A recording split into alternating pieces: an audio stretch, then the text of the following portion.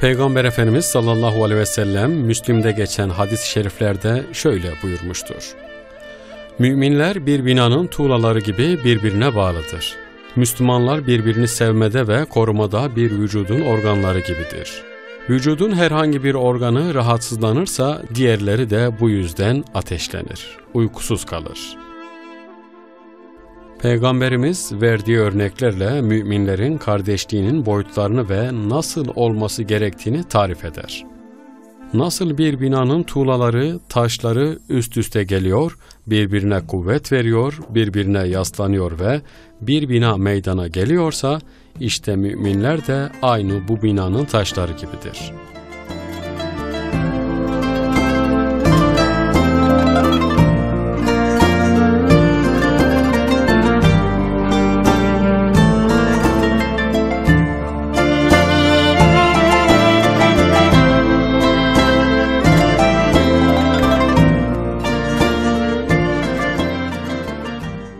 Kur'an, sizi yaratan O'dur.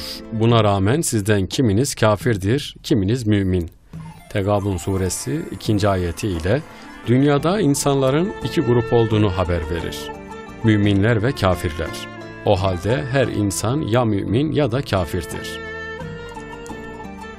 Dünya ve ahirette aynı özelliklerdeki kimseler bir aradadırlar. Ahirette nasıl cennet ehli cennette, cehennem ehli de cehennemde bir arada ise, dünyada da iyiler birlikte, kötüler ve kötülüğü öğütleyenler de birliktedirler. O halde müminler bir arada olmalıdırlar.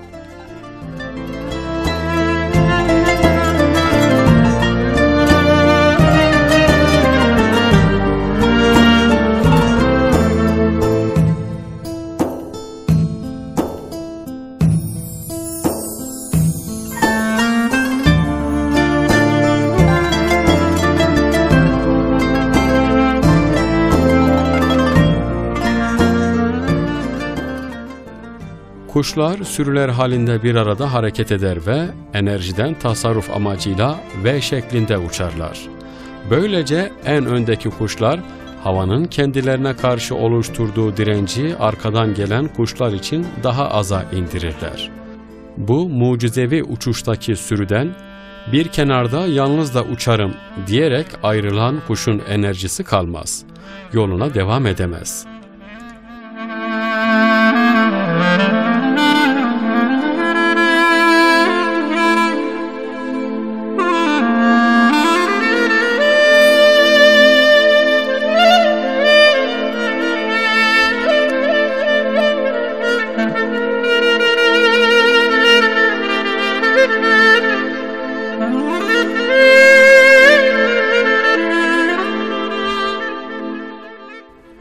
Müminlerin birlikteliği de Kur'an ahlakından kaynak bulur ve ondan güç alır. Vicdanlı insanların birlikte olması çok önemlidir. Ayrı ayrı hareket etmek ise yanılgıdır. Çünkü biliriz, sürüden ayrılan olursa kurt kapar. Bu nedenle müminler birlikte olmalıdırlar. Birbirlerine muhtaçtırlar. Her mümine bir mümin lazımdır. Allah'ı hatırlatması için. Peygamberimiz sallallahu aleyhi ve sellemin buyurduğu gibi, gördüğünüzde sizlere Allahu Teala'yı hatırlatan, konuşması ilminizi arttıran, ilmi ahireti düşünmenize yarayanla beraber olun.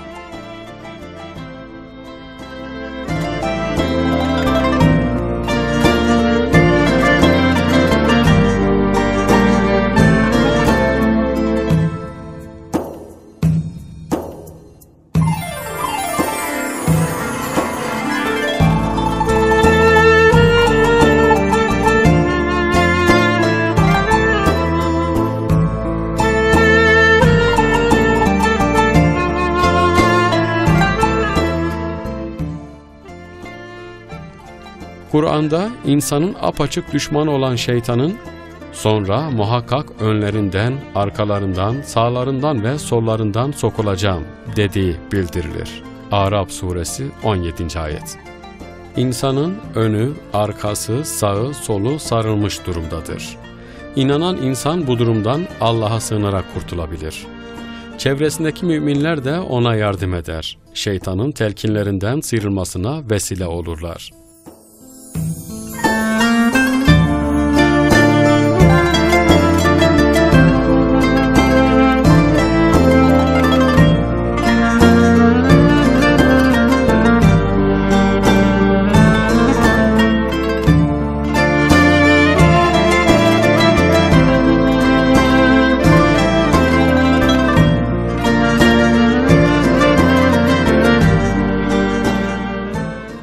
Mümin, yaşamının her anında şeytana karşı uyanık olmaya ve gördüğü yerde şeytanı alt edecek davranışlar sergilemeye dikkat eder. Kullarıma sözün en güzel olanını söylemelerini söyle. Çünkü şeytan aralarını açıp bozmaktadır. Şüphesiz şeytan insanın açıkça bir düşmanıdır. İsra suresi. Mümin bu ayetten öğüt alır ve şeytana fırsat tanımamak için güzel söz söyler.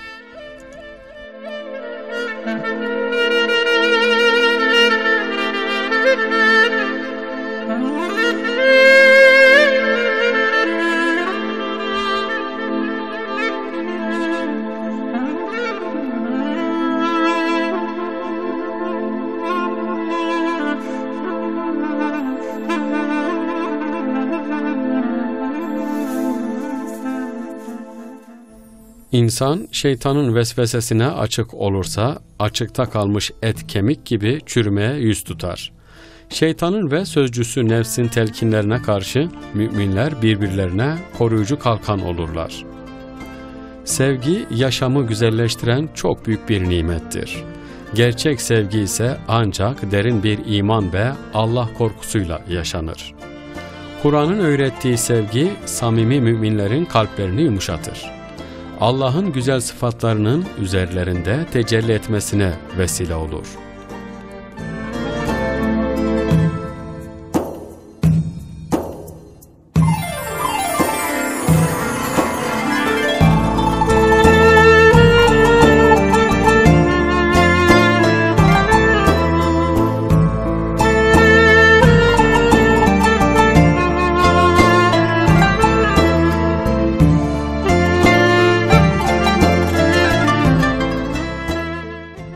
Müminler arasında da bazen zor ve sıkıntılı anlar yaşanabilir.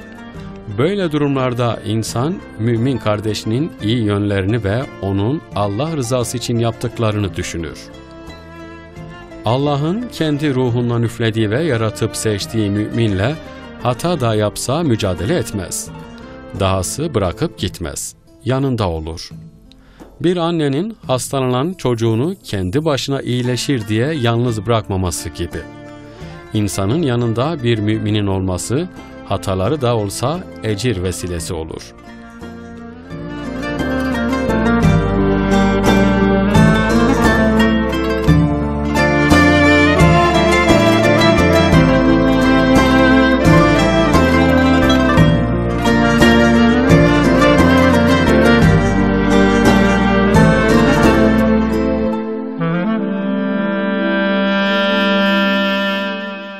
Bela müminlerin üzerine yağar, yağmur gibi yağar ama akar gider. Eğer sağanak yağarsa biraz nem kalır, ancak güneş çıktığında o da kurur. Çünkü müminler birbirlerine güneş etkisi yaparlar. Allah kendi yolunda sanki birbirlerine kenetlenmiş bir bina gibi saf bağlayarak çarpışanları sever. Saf suresi 4. ayet. Müminlerin bina gibi saf bağladıklarını bildirir. Sımsıkı kenetlenmiş müminlerden birine bir şey olsa, hastalansa diğerleri onu taşır. Bu durum dışarıdan bakıldığında anlaşılmaz bile.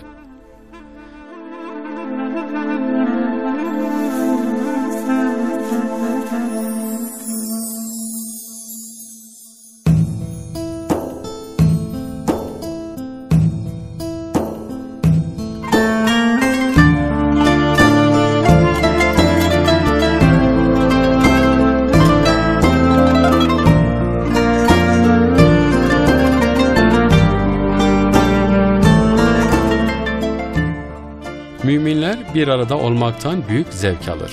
Birbirlerini şevklendirir, kendileri için dilediklerini kardeşleri için de diler. Kendi ihtiyaçları olsa da kardeşleri için özveride bulunurlar. Kur'an ahlakının yayılmasını hedefleyen ve Allah için yaşayan müminlerin kardeşliğini farklı kılan en önemli özellik ise Allah'ın dilemesiyle sonsuza dek devam edecek olmasıdır.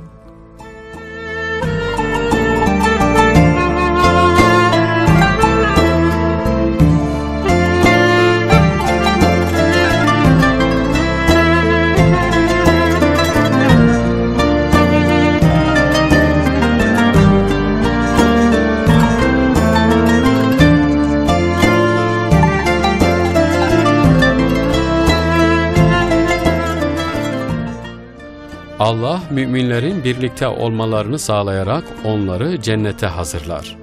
Müminler arasındaki kardeşlik, derin sevgi ve muhabbet, cennet halkının özelliklerindendir. Allah'ın dünyadaki tecellilerini görüyorsa, bu dünyada müminlerle beraberse, umulur ki ahirette de onlarla beraberdir. Peygamber Efendimiz sallallahu aleyhi ve sellem şöyle buyurmuştur: Cennette öyle güzel saraylar vardır ki bunlar Allah rızası için birbirini sevenler içindir.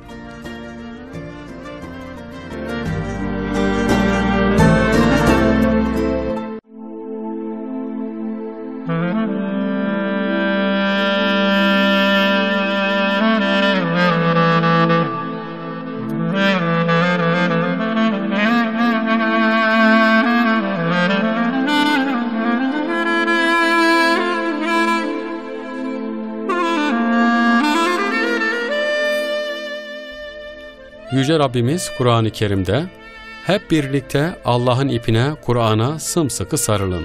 Hayatınızı onun ilkelerine uygun düzenleyin. Parçalanıp bölünmeyin, ayrılığa düşmeyin. Allah'ın size olan İslam nimetini hatırlayın. Hani sizler İslam gelmeden evvel birbirinize düşmanlar idiniz de o din kardeşliği sayesinde kalplerinizi birleştirmişti. İşte onun bu nimeti sayesinde kardeşler olmuştunuz.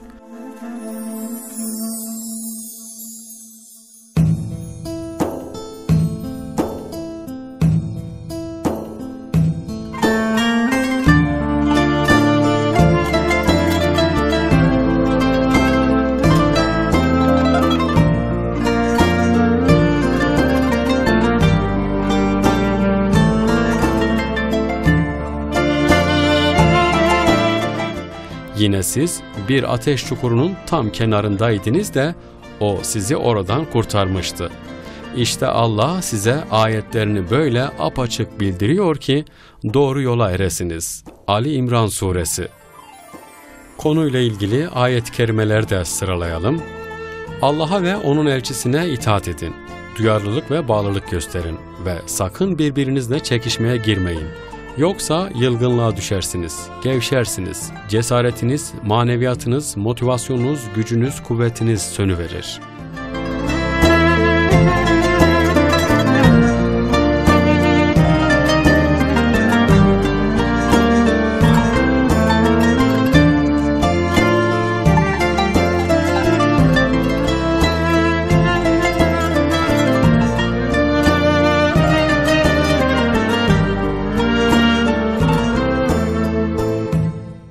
Ve zor durumlarda sabır gösterin, dirençli olun. Çünkü Allah gerçekten zorluklara göğüs gerenlerle beraberdir. Enfal Suresi. Bütün müminler kardeştir. O halde her ne zaman araları açılırsa iki kardeşinizin arasını düzeltin. İslam toplumlarında barışı ve huzuru sağlayın ve Allah'a karşı sorumluluğunuzun bilincinde olun ki onun rahmetine nail olasınız. Hucurat Suresi.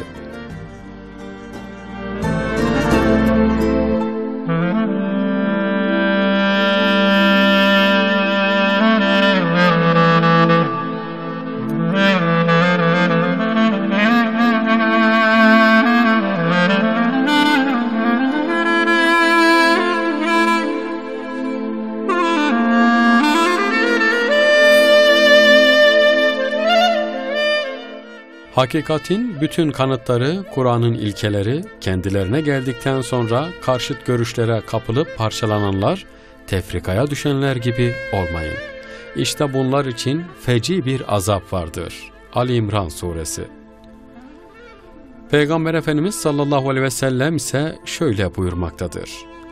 Müminler birbirlerini sevmede, birbirine merhamet ve şefkat göstermede, tıpkı bir organı rahatsızlandığında diğer organları da uykusuzluk ve yüksek ateşle bu acıyı paylaşan bir bedene benzerler.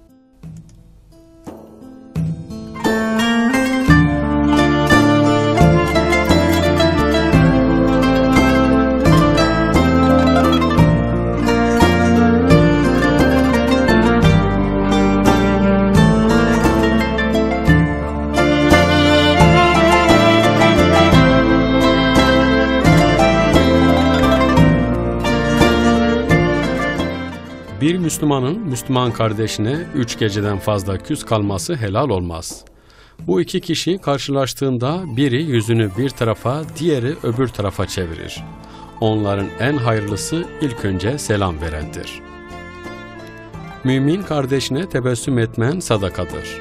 Doğruluğun davranış boyutudur. İyiliği emredip kötülükten sakındırman sadakadır.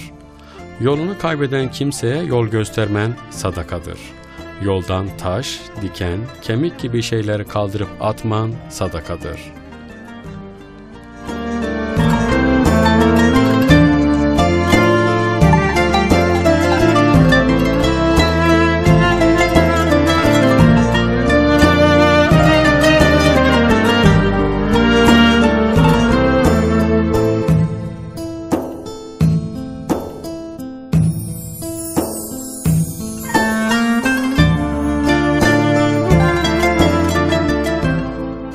Bir kimse Resulullah'a hangi Müslüman daha faziletlidir diye sordu. O da Müslümanların elinden ve dilinden güvende olduğu kimsedir cevabını verdi.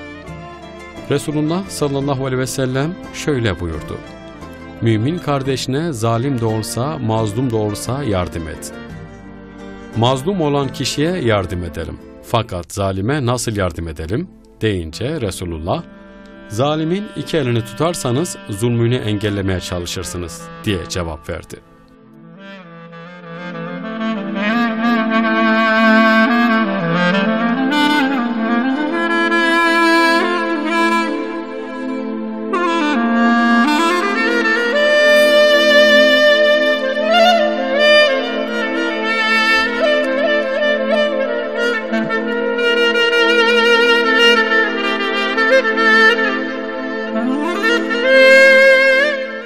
Mümin, insanların kendisine güvendiği Müslüman, Müslümanların kendisinden güvende olduğu kimsedir. Muhacir, kötülüklerden, günahlardan hicret edendir. Nefsim kudretinde olan Allah'a yemin ederim ki, komşusunun şerrinden emin olmadığı kimse cennete giremez. Nitekim Peygamber Efendimiz sallallahu aleyhi ve sellem, kendiniz için istediğinizi kardeşiniz için de istemedikçe kamil manada iman etmiş olamazsınız buyurarak din kardeşlerini gözetmeyi, onların sevinç ve kederlerini paylaşmayı tavsiye etmiştir.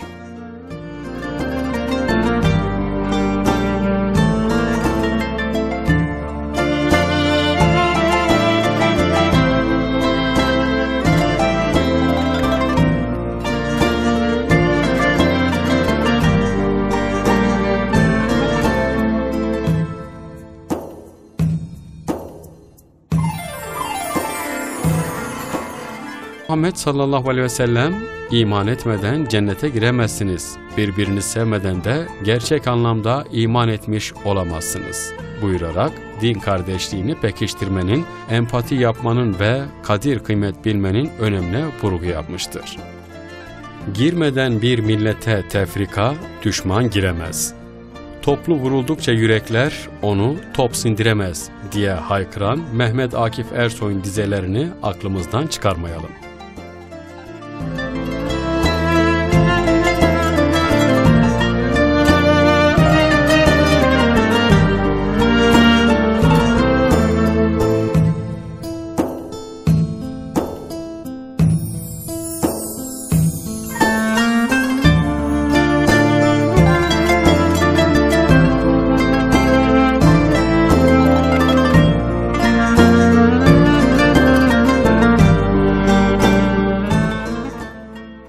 Rabbimiz, bizi ve bizden önce iman etmiş olan kardeşlerimizi bağışla ve imana ermiş olanlardan hiçbirine karşı kalplerimizde yersiz ve uygunsuz kin, öfke, nefret, beddua ve kıskançlık gibi kötü duygu ve düşüncelere yer bırakma.